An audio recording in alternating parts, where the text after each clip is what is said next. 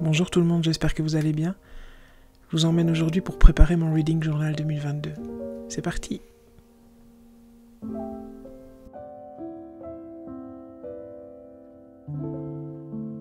Avant de commencer, je voulais vous montrer ces 2 pages que vous pourrez télécharger en suivant le lien dans la barre d'infos.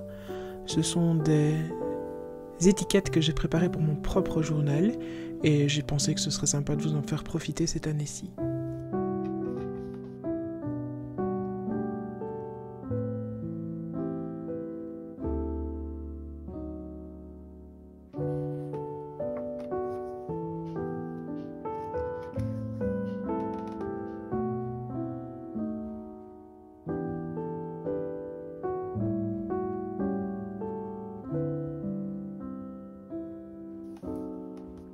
La première entrée de mon journal, c'est un résumé des challenges que j'ai fait par le passé.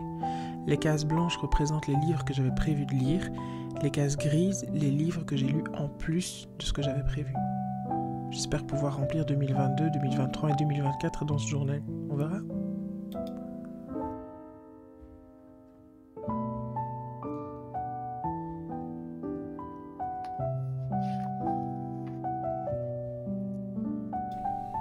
La première entrée de mon journal, ce sont mes statistiques pour 2021. Donc je recopie simplement les infos que je trouve dans Goodreads en fin d'année, avec le nombre de pages lues, le nombre de livres, le plus célèbre, le moins célèbre, etc.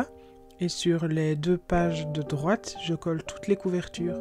Ça me permet d'avoir des petits nombres, j'aime bien les statistiques en lecture, et puis d'avoir un visuel rapide sur toutes les covers des livres que j'ai parcourus cette année.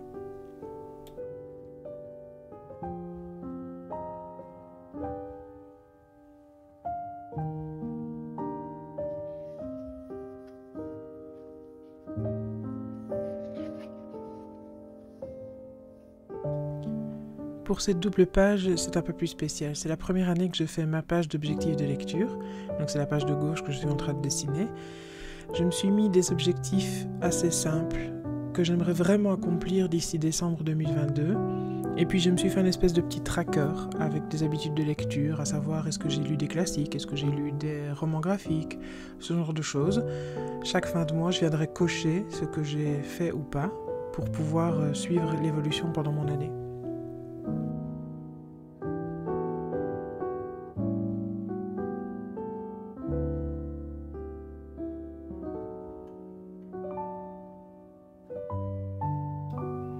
Sur cette seconde page, vous allez voir que j'ai collé dans un premier temps l'étiquette Goodreads Goal, qui en fait change dans le flip que vous avez en début d'extrait.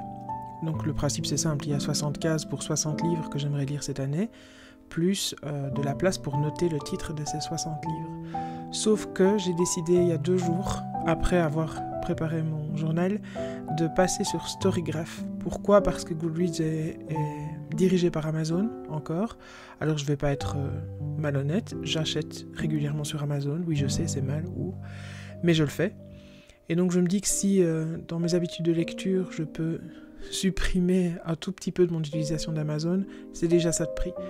Donc j'ai décidé de passer sur Storygraph pour pouvoir traquer mes lectures. C'est un nouveau site, ils ont des applications qui sont assez sympas.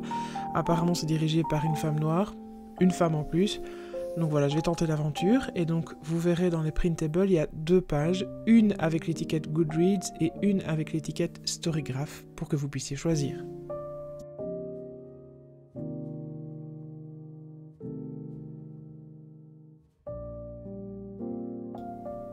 La page classique du journal de lecture, la page de la pile à lire.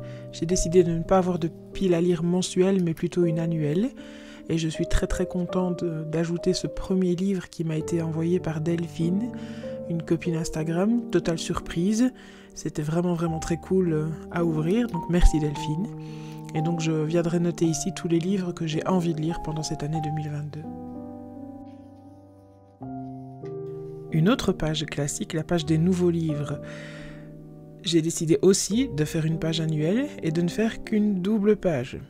Objectif, ne pas acheter encore 1 milliard de nouveaux livres. Je sais qu'il y en a qui vont rire, je sais qu'il y en a qui ne me croiront pas, Mais voilà, c'est vraiment l'objectif de cette année, c'est essayer de lire ce que j'ai et de ne pas télécharger ou acheter de nouveaux bouquins. Je pense que je viendrai coller des petites photos des covers sur cette page pour faire comme si c'était un tableau d'affichage avec tous les petits nouveaux livres, toutes petites mini-covers mignonnes que je viendrai accrocher sur cette page.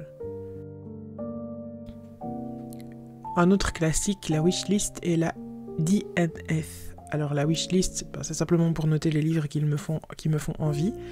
La DNF, c'est Did Not Finish, c'est pour tous les livres que j'ai entamés ou que je vais entamer et que je ne finirai pas.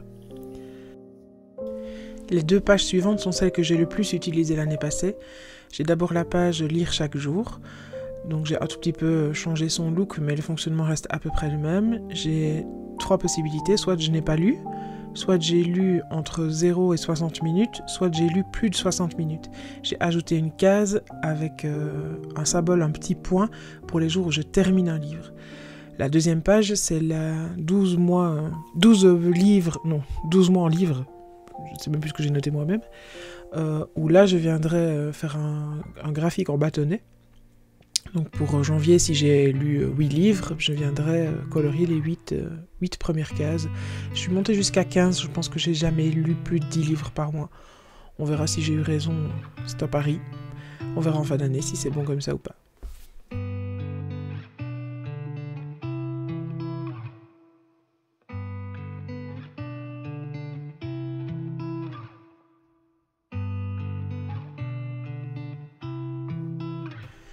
La page des genres est une page qui m'a donné beaucoup de mal l'année passée. Ce que j'avais fait ne convenait pas du tout. Donc je suis partie sur un autre système cette année-ci. De nouveau, j'ai repris le diagramme en bâton, en séparant genre, cible et type de livre. L'avenir nous dira si ça convient mieux comme ça.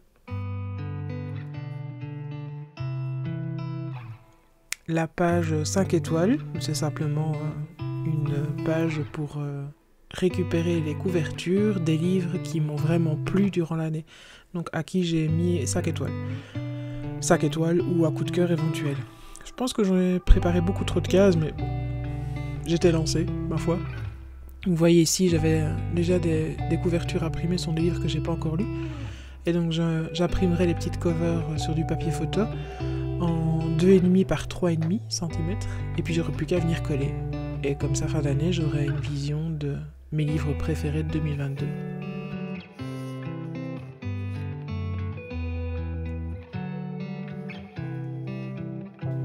Ma page classique, celle que j'aime vraiment beaucoup, mon concours pour le livre de l'année. C'est exactement le même principe que l'année passée, sauf que cette fois-ci, pour les premiers tris, je ne choisis plus entre 3 livres, mais entre 2. On verra, ça laisse un peu plus de possibilités au 2e et 3e tour. À voir l'année prochaine. Mon premier challenge annuel, c'est de A à Z. Donc le principe est simple, hein. Il suffit de remplir une liste de A à Z avec des titres de livres qui commencent par A, B, C, etc. Je pense que je me laisserai l'opportunité d'oublier les déterminants. Donc, je ne sais pas si c'est le passeur de lumière. Je pourrais mettre passeur de lumière AP. Sinon, je pense qu'en français, je vais vite coincer. Mon autre challenge annuel, c'est mon double bingo. Donc l'année passée, j'ai fait un grand bingo. Si vous avez regardé mon débrief de mon journal 2021, vous le savez. Et j'avais décidé cette année de le faire en 2 parties. Alors, pour ajouter un peu de fun, j'ai remélangé toutes les tuiles et je les ai vraiment piochées au hasard. J'ai fait 2 carrés de 4 sur 4 et il me restait une tuile. C'est le hors catégorie, c'est le bonus que j'ai collé là en haut. Si vous voulez, ce bingo est disponible en anglais et en français dans le lien dans la barre d'infos.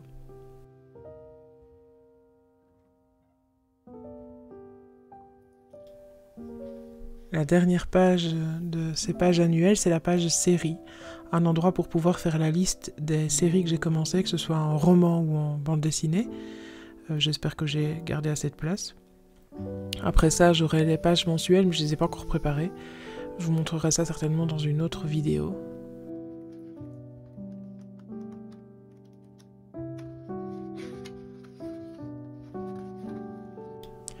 Un dernier coup d'œil global à mon journal pour 2022. J'espère que vous avez apprécié cette vidéo. que vous y trouverez de l'inspiration, des idées. Si jamais vous utilisez mes printables, n'hésitez pas à m'envoyer un message, à me taguer ou à me le dire, ça me ferait vraiment super plaisir. Et puis, si vous n'êtes pas abonné, n'hésitez pas. Un petit pouce vers le haut, un petit commentaire, ça fait toujours très très très plaisir. Et puis ça aide ma chaîne à rester visible pour tout le monde. Je vous souhaite une très belle fin d'année 2021, un très bon début d'année 2022. Et je vous retrouve le plus vite possible sur cette chaîne. Merci, ciao ciao.